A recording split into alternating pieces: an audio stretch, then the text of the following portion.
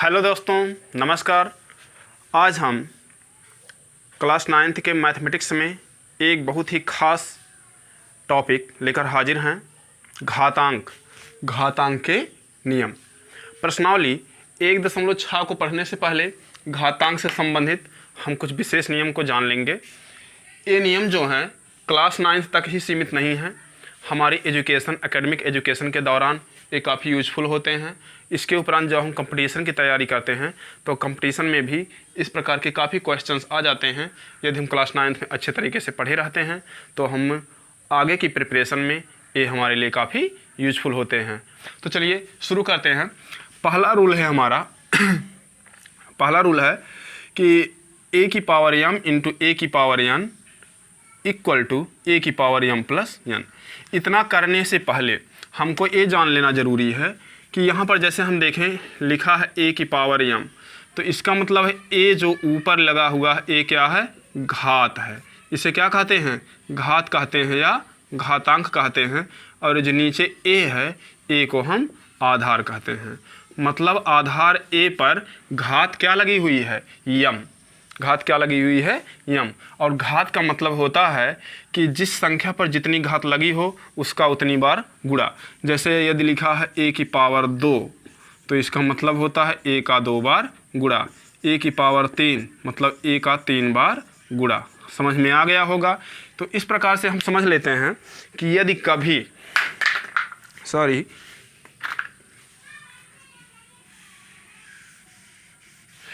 कभी क्या हो, आधार एक समान हो और उसकी घातें अलग अलग हों और उनका गुणा किया गया हो तो क्या होगा? गुणा में घातें जुड़ जाती हैं। बस यही सामान्य सी बात हमको ध्यान देनी है कि कंडीशन है आधार एक जैसा हो, घातांक अलग अलग हों तो गुणा करने पर घातें उनकी आपस में जुड़ जाती हैं।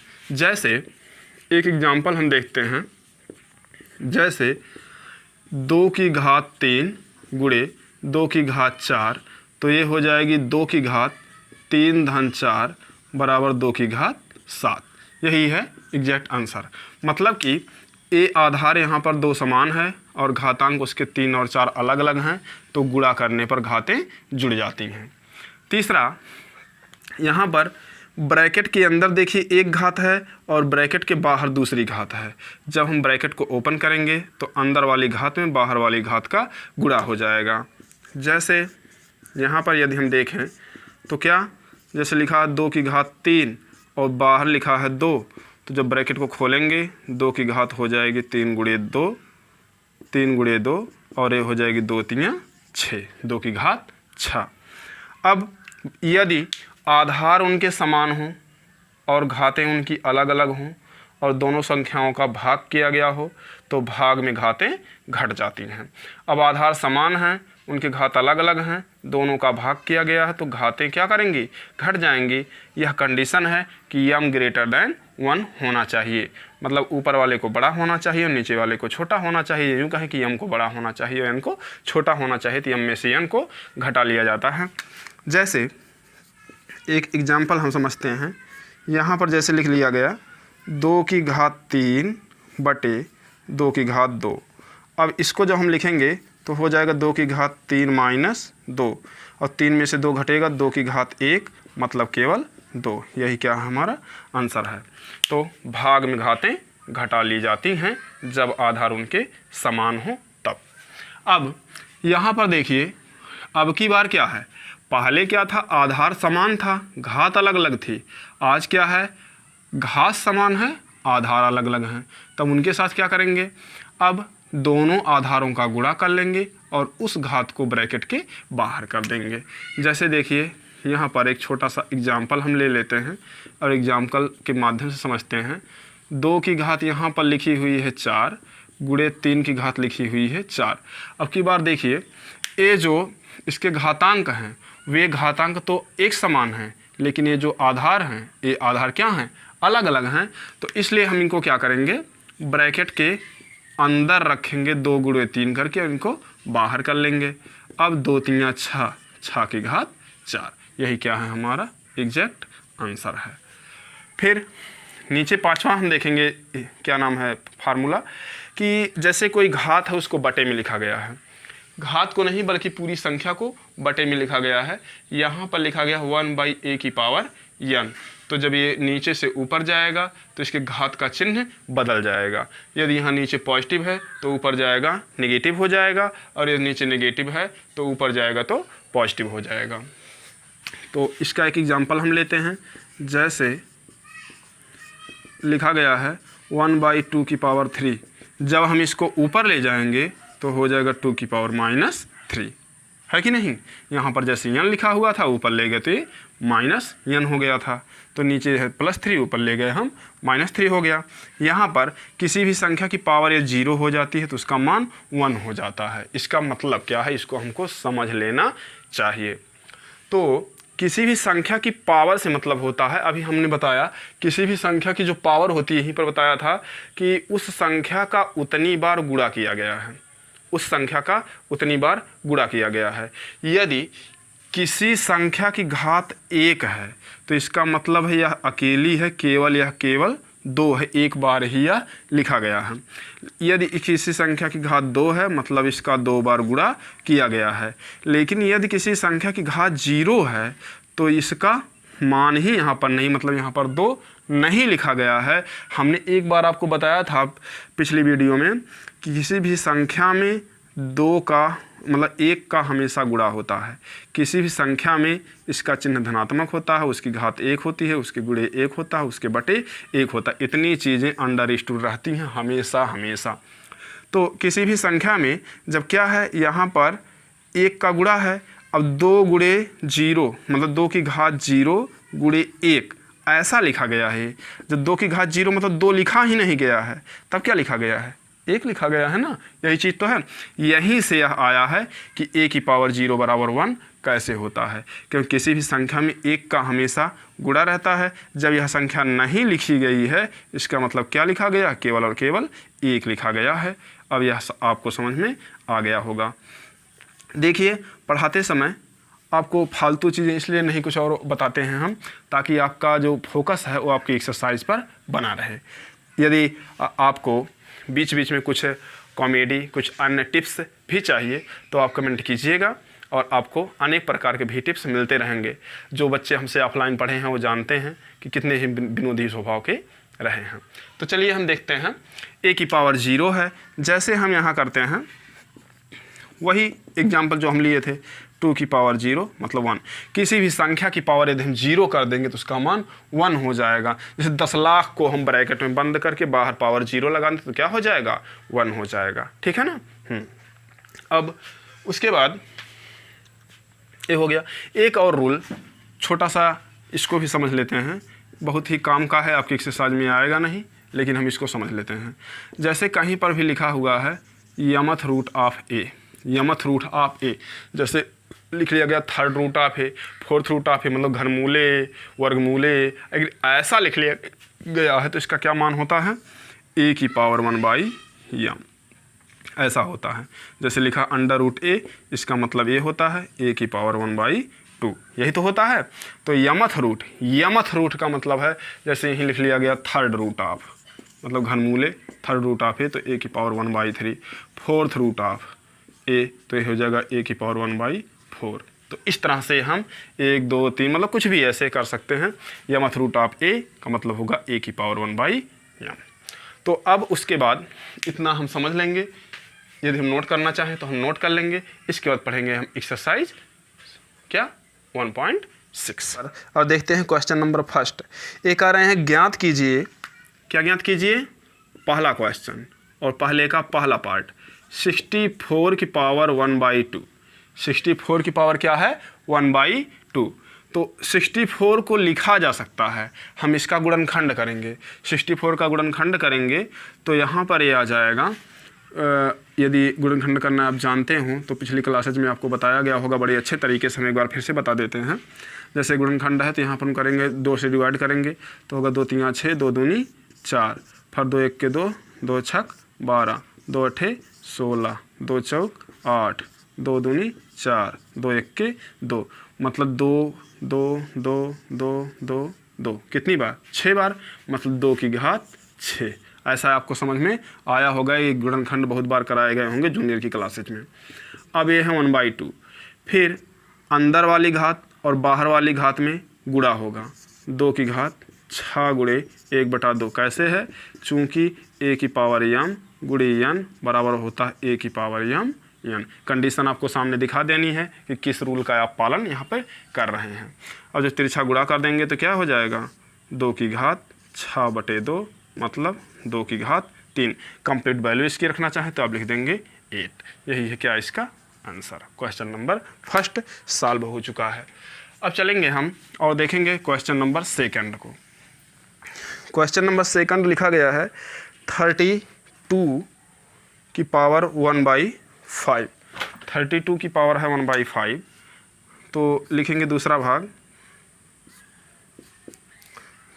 सॉरी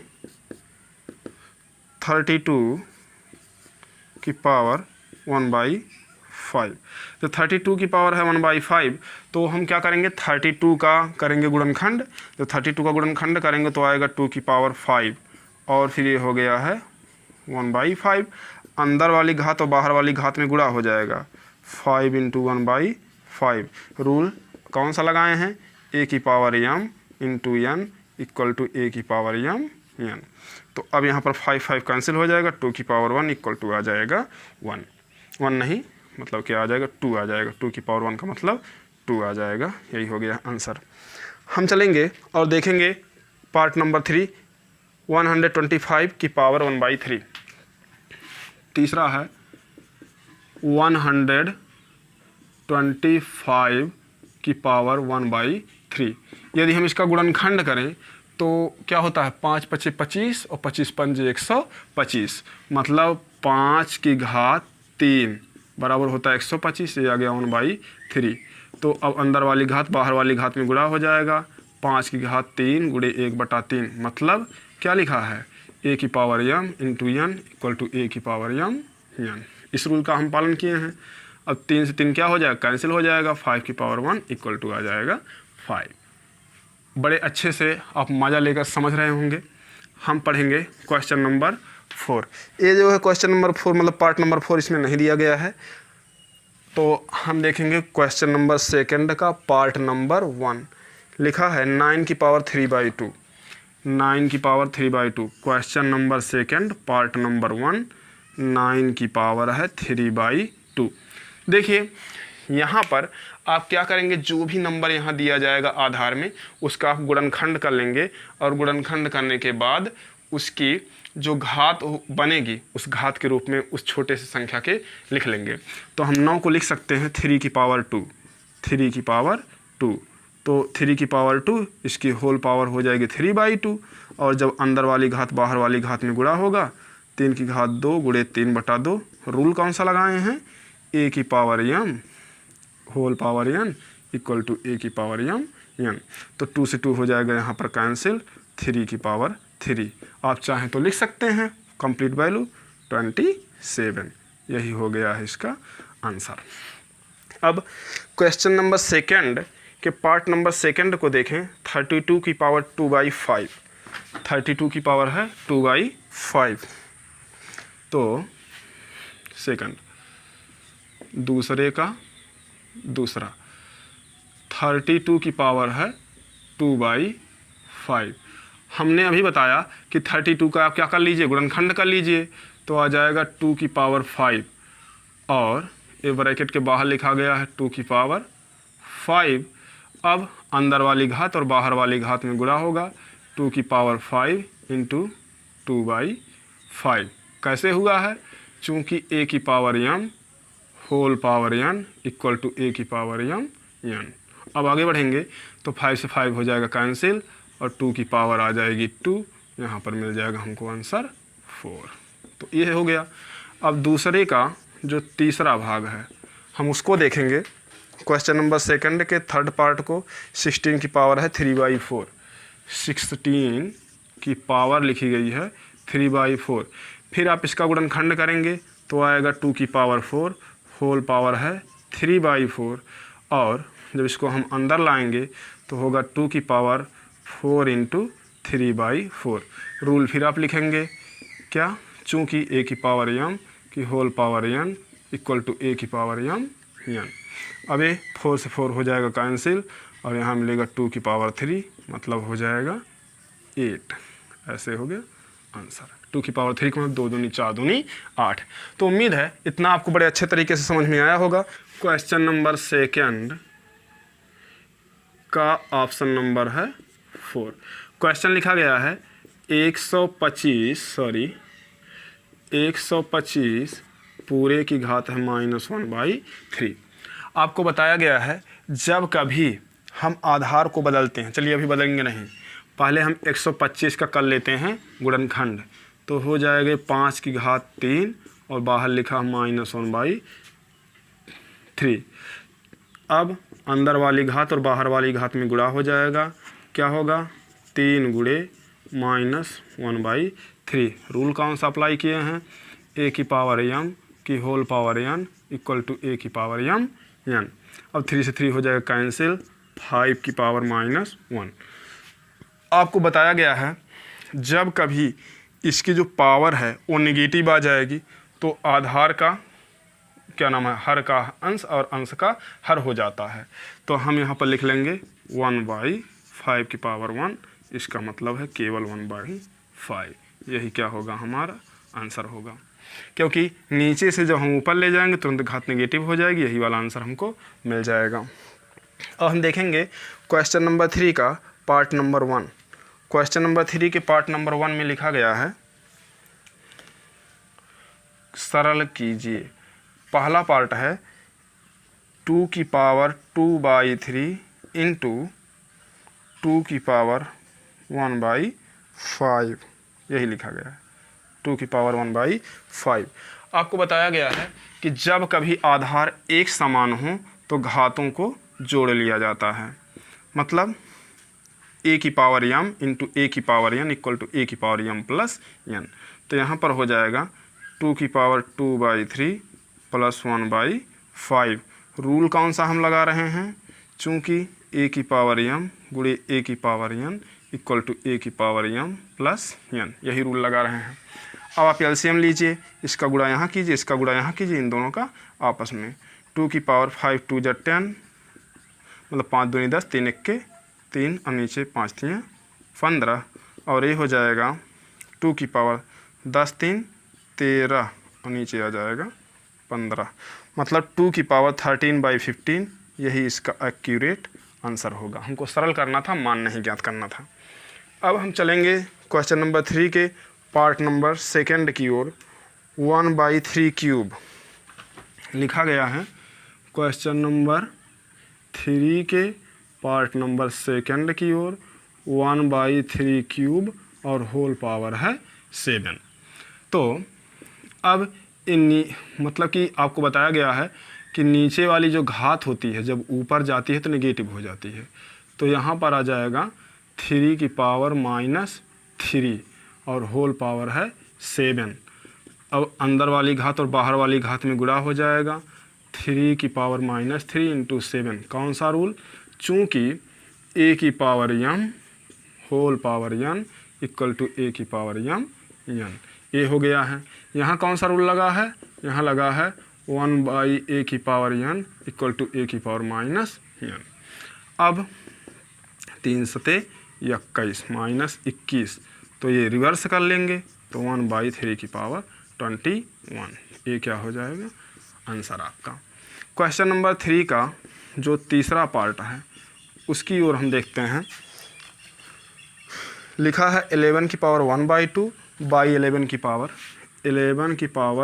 1/2 बाई 11 की पावर 1/4।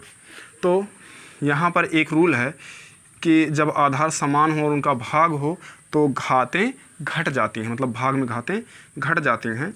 तो यहाँ पर हो जाएगा 11 की पावर 1/2 माइनस 1/4। कौन सा रूल हम लगाए हैं, a की पावर m बाई a की power n equal to a की पावर m माइनस n। कब, जब m ग्रेटर दैन n हो। यहाँ पर हम देख रहे हैं 1/2 1/4 से ग्रेटर है ही। अब 2 और 4 का एलसीएम लेंगे तो हो जाएगा 4 और यहाँ पर 2 से मल्टीप्लाई कर देंगे हो जाएगा 2 1 जा 2 -1/4 और मिल जाएगा 11 की पावर 1/4। बस क्या है इसका यही राइट आंसर है। क्वेश्चन नंबर 3 का थर्ड पार्ट हो चुका है। अब हम देखेंगे इसका लास्ट और फोर्थ पार्ट 7 की पावर 1/2।